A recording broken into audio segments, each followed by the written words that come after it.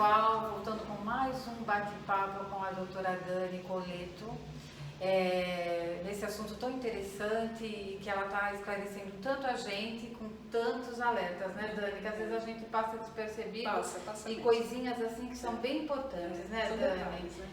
Dani, me fala, e a questão da mamadeira? O que você pode falar pra gente da mamadeira? Vamos lá. A mamadeira é um recurso, né, necessário, muito necessário, principalmente para quem não consegue dar o peito, né? A criança não tem leite, não pegou o peito, não tem o tempo, mãe que trabalha, enfim. Então a gente tem o recurso da mamadeira. E mesmo depois que a criança parou, ela ainda tem a necessidade da mamadeira, enfim, para sucção e tal.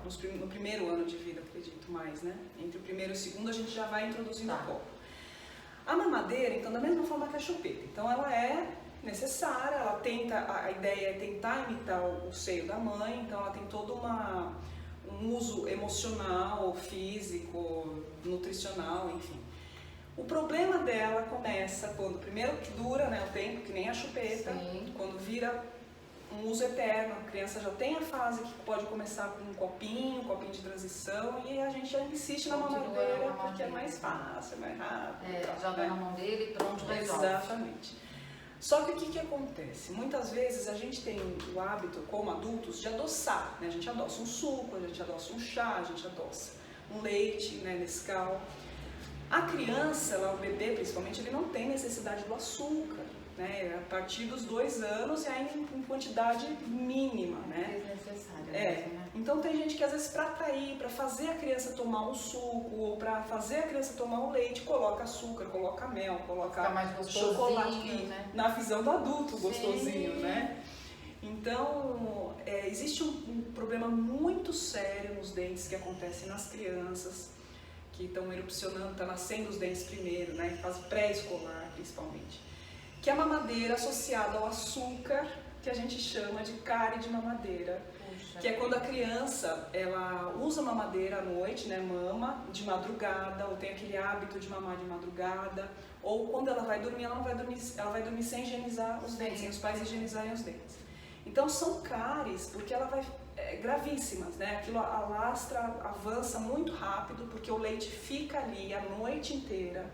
Isso vale para os adultos também, tá, gente? Nunca ir dormir sem escovar os dentes, porque quando a gente dorme, o nosso sistema imunológico ele dá uma baixada na bola, ele dorme também um pouquinho. Enorme, né, Dani? A saliva some, né? Geralmente fica a boca mais sequinha, então toda a proteção que a gente tem na boca, ela diminui consideravelmente. Quanto mais ficar o açúcar, o carboidrato, não só do doce, né, mas do leite, aquilo vira açúcar e vai provocar cárie, sim, em adultos e crianças. Que seja dentinho de leite, né? Porque muitos pais falam, mas é dente de leite, não tem importância, vai nascer o outro. Mas não é assim, né, Dani? O dente de leite, ele é um pouco até mais resistente do que o dente permanente, mas ele também dá cárie, também dá dor. E tem que cuidar também, normal, tem que cuidar.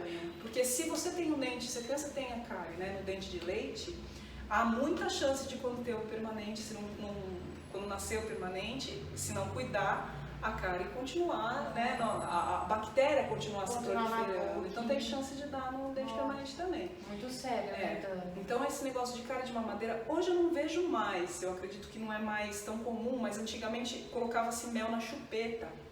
Para a criança pegar a chupeta, né? Não façam isso, pelo amor de Deus. Não, os pais hoje estão um pouco mais orientados, né, Dani? Mas essa cárie de mamadeira é muito sério mesmo, é muito grave, tem problemas seríssimos.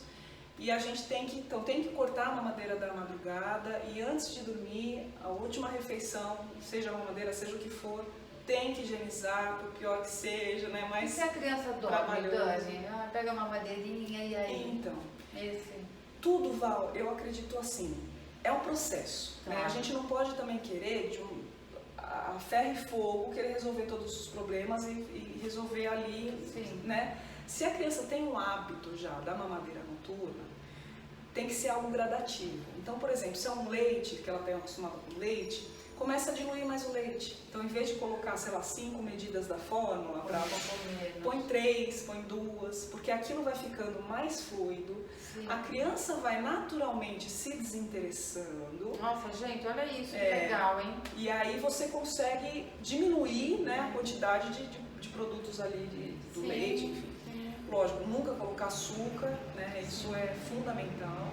Então vai reduzindo nesse sentido, né? Tenta fazer uma última mamadeira depois da janta, um pouco antes dela dormir, né? Mas depois da janta uma mamadeira um pouquinho mais reforçada, sei lá, talvez pegar uma cenoura cozida, sim, passar no mixer junto com leite, porque não muda tanto o gosto. Fica grossinho, gostoso. Sustenta mais, né? O neném à noite. E aí não precisa mais a madrugada. Exatamente, né, mas se tem, assim, tem que pôr um processo, né? É um foco.